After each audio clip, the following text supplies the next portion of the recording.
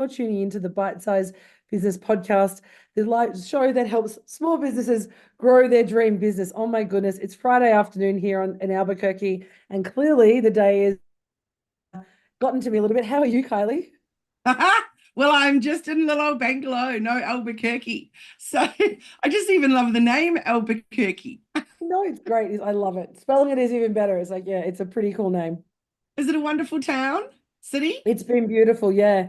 Here for a conference meeting with some the Native American Business Association, and then we're heading over to Phoenix midweek to All Roads Lead to Chaka Canyon, which is a First Nations business conference. So really excited, great connections, amazing people. We've got the First Nations ambassador for Australia, Justin Mohammed, and his aide here, and some other incredible Native American businesses that we're connecting with. So yeah, fabulous. And the weather has been amazing. I feel like I'm in Melbourne though. It's like raining, sunny, cloudy, sunny, raining, cold. So it feels like home.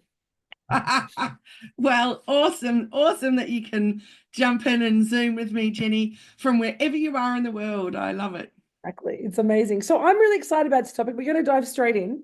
So I've been hearing a lot, Kylie, about GEO. Now, I know I talk to my clients and we've talked to clients about SEO for many, many years. And now all of a sudden it's GEO. I'm a little confused. So tell us a little bit about what it is. I know. So I used it as a topic last week in our group coaching. And the first thing was, does anybody know what geo is? And everyone assumed it was maybe about your geographical location. So maybe updating your Google business profile and making sure you can get found locally. But that's not it at all. In fact, I think it's a silly word. GEO is so SEO, as we know, stands for search engine optimization. And that's all about using your keywords and just really optimizing your site so that when people are searching for you, you'll be, or people are searching for someone that does what you do, then you can be found. So it's the same, but for AI. But GEO stands for generative engine optimization. So nothing to do with geographical anything. And I'm not sure GEO actually is a very good word for it because even generative engine optimization is what, so it's a bit of a tricky one. So yeah, the term generative engine optimization, so I mean, it's even hard to say, like SEO is a little bit Yeah. easier. So I understand that it's basically it's around how to really utilize AI in the way that you build and structure your content to maximize your engagement with your clients. But what does that mean for small business owners and people listening about how do I use GEO in my business? So we are more and more and more, just humans in general, turning to AI platforms, whether it's ChatGPT or Meta AI or whatever it is, to get answers to questions. So, for example, when I was in the South Island a few months ago, struggling with a particular drive I'd done from Queenstown to Wanaka in the camper van, it was a really hairy road. So I'd put into AI, really struggled with this because of this, blah, blah, blah. What are my options? And it even gave me tips on how to reduce anxiety while I'm driving and all kinds of things. Now, if I'd put in that into a Google search, I'm literally just going to get a very, very generic answer. So that's just Yeah. one thing on a personal note. On another personal note, if I'm wanting to get a list of movies that my husband and I would enjoy together, so I put it into AI and I said, I put in like two that I liked and two that he liked. And I said, this type of movie, please give me a list of movies that we would be able to agree on. And the list was massively, massively extensive and really, really good. Whereas if I go into Google search, all I can do is top 10 comedy movies or drama or whatever, I'm not able to get really, really specific and personalized. So an example that I could give, I'm going to share the one that I did for with a client on in our group coaching. So we first of all we put this exact question into Google, and the question was, so she owns a home brew shop, or quite a few Yep. of them. So we put the question in, I want to start brewing my own beer. Where do I start? I'm in Australia. Or of course you could just word it as how to brew own beer, Australia. So, of course, when we put that into Google, all sorts of things came up, links to people's blogs, mostly sponsored post, ads, of course. A few blogs that were relevant, but it was a bit of a struggle. So, firstly, we know that's a great blog topic for her to use and create something super awesome for and something on YouTube. When I put it into Meta AI, it started with starting your brewing journey in Australia. How exciting. Here's a step-by-step guide to get you started. So it was all about learn the basics, gave you lots, gather equipment, choose ingredients, join the community, practice and experience, key Australian resources. Now, it gave us all kinds of links and names to places where she could buy stuff, where we could join a club, all kinds of things. So we want her Facebook group to show up so when someone's doing a search like that of joining something. We want her shop to show up when they're talking about where to buy supplies. So, there's also was all about online courses. There were so many different things. So the question then is, how do we get her business to show up when people are doing a search like that? So that's where GEO comes in. So what I'm hearing, what I understand, and tell me if I'm wrong here, is essentially what GEO does and why it's so important to us is that by optimizing, I guess, the way that we put content, and you've talked a lot about FAQs and providing really clear responses in, what is the answer to this question as blog titles and in questions in your content. By doing that, it allows us to show up as an expert when we're using AI. When people are using AI to say, how do I solve a problem? We're actually helping the AI system through our GEO and SEO to say, use this person because they seem to have all the answers. Is that about right? Yeah, pretty much. So we want to get your business showing up when people are searching for how to do something. And like I said, it's happening more and more and more that we're turning to AI rather than doing a search on Google because we're getting much, much, much more specific results. So what would be some really, because it sounds very complicated, and I know there's probably a lot of complicated stuff at the back end and the reasons why, but for someone who's, hears this word GEO and has someone come to them and say, hey, you need to optimize your GEO, what are some simple things that they can do to enable them to start kind of taking that advantage of this and getting their names on those lists of resources when AI questions are asked? That's an excellent, excellent question. And I asked the AI that exact question when it gave me all those answers. And I said, thanks. Please note that I am the Brew Shed, and I put in the link to her website. And I'd like to be included in the AI searches, please. Can you, using some of the information you've shared, but not my competitors, write a blog post outline, including headings, subheadings, and using keyword-rich content so that I show up, blah, blah, blah. So, of course, it did that. Then I said, okay, now I also want to be included these topics here as well. Can you give me some ideas for a strategy to make that happen? Then I said, now can you tell me what I should do to make sure I show up when anyone puts it in anything to do with what's on my website. So it said, you got to work on your content strategy, your search engine optimization, your AI platform engagement. So actually putting your own content into AI.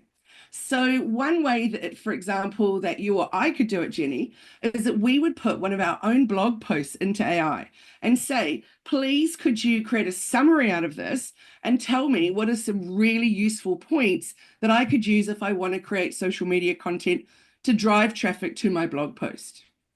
So we're not asking it to write the blog post, we're writing it to look at our blog post. So we're feeding it information so that then it can then use that and know that we're experts in our area and suggest us to other people. So is that only the AI that you're using, or does that then go into the kind of ether and then it draws on that knowledge? So the content that we're putting in our own ChatGPT or Meta AI, is it then using that for a global search for anytime anyone else searches that? Or is it only when we do it? That's a good question. And it depends which LLM, so large language model, that they're using.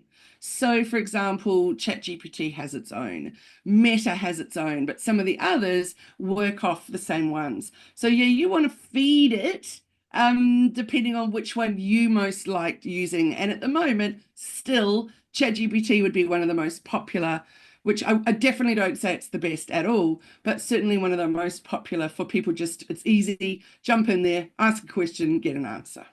And so if we use that in ChatGPT, I'm going to do that today, and it gives me those answers and says, this is why you're the expert in cultural awareness or cultural training or reconciliation action plans. Then the ChatGPT system or the LLM will then use my content to feed other people's questions when they ask. Is that what I'm hearing?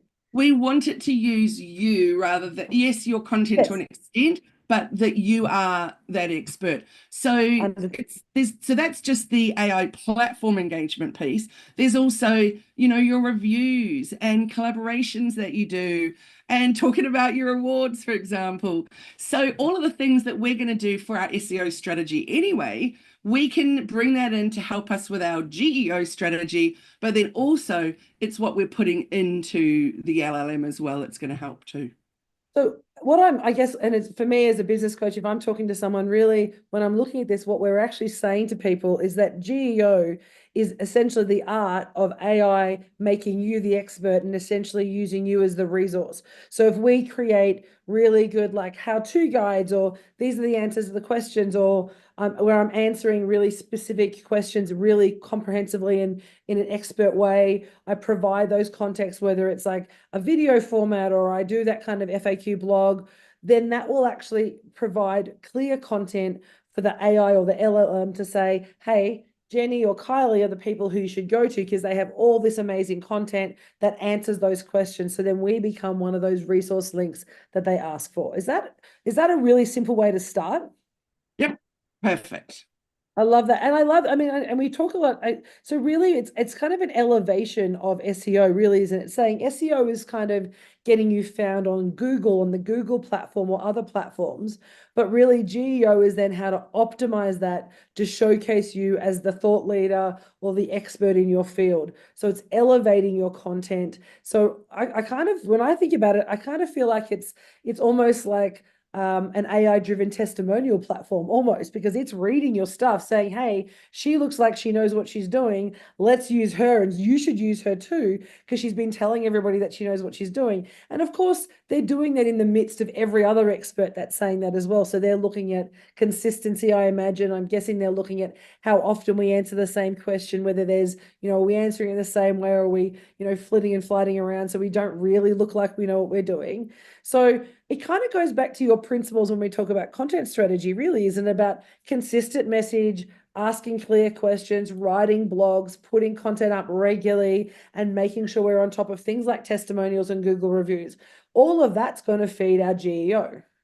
100%. So everything we're working hard on for our SEO, our content strategy, all that good stuff about just getting visible online, all of that will then help your GEO. But then there's just that little added piece of you being showing up on an AI search. However, a lot of people don't want to show up at all. They don't want their content used. So there is a little robot text file that you can put in to your coding, etc. For me personally, I want to show up. I want to be listed if they're asking about who are some digital marketing thought leaders, for example, that I could follow on socials, or who explains it in a really simple way that I could follow on socials. So I want to be included when they give someone a list that's searching for that. I love that. So really what we're saying is we need to start thinking about GEO, and I'm sure you've got the replays or the resources on your Facebook page and your Instagram page around GEO, and hopefully I'm sure you will put out a blog or a guide that's going to add to your list, because that's what you do best, is you are great at providing us that feedback and content. But I guess my reflection of this is really about saying, when you're looking at your digital marketing strategy, we need to start incorporating GEO into it so we can really set our business apart in that kind of LLM driven model, right? So when people are looking at AI in personal and business, they're looking at AI first and using those systems to help them find answers. And we need to make sure our GEO strategy, or our digital strategy, includes that concept of GEO. So not just about being showing up like SEO did, it's actually becoming a trusted advisor. Yes. So if there was one takeaway that I would go with today and just put an effort into something new I was going to try, that would be to feed the AI platform my content. So for example, here's my landing page for the Shine Online Hub. Can you please tell me how I can improve it? So it's making it look at it, it's taking that information, it's feeding me back some stuff, and then I could say, what suggestions do you have for some blog posts that would drive traffic to it? I love that. So we need to get onto GEO as part of our digital strategy. Don't get overwhelmed. I would recommend we start something new. Like, I think that's a really simple way to just, rather than having to go out and reinvent everything you're doing in digital strategy, start feeding your local, the AI platform that you use with that information. It's a great way to start. That's going to then help feed some of those blog content or some of those FAQ or Q&As you want to answer in your socials as well as on your web. That's then going to create that kind of loop effect that we're hearing. So exciting, such an incredible space that AI is, and I know you're on top of it. You've got some amazing, coaches that you work with, so that you're definitely in front of in the world of, AI, particularly in a social media and digital marketing perspective. So thank you so much for kind of demystifying GEO today. If we want to learn more about how to do this and get in touch with you to help us build our strategy, where can we find you, Kylie? Jump onto hellomedia.team, which is our website, and you'll find all the socials through there. And we have an AI masterclass coming up next week. So we'll be covering a bit more of that in there, etc. And just how to better feed your AI machine. Amazing. So I'm very excited about that. So for anyone who is listening, make sure you connect with Kylie, go through her platforms and see if you can jump on that masterclass, because it will certainly be a game changer for you. Thank you so much. It's been amazing. I'm back in Australia next week, and we'll organize a time to catch up. We're here for another week. I'm looking forward to catching up with you again on our next Bite Size. It's been a couple of weeks. So thank you so much, Kylie. Where's your next location, Jenni?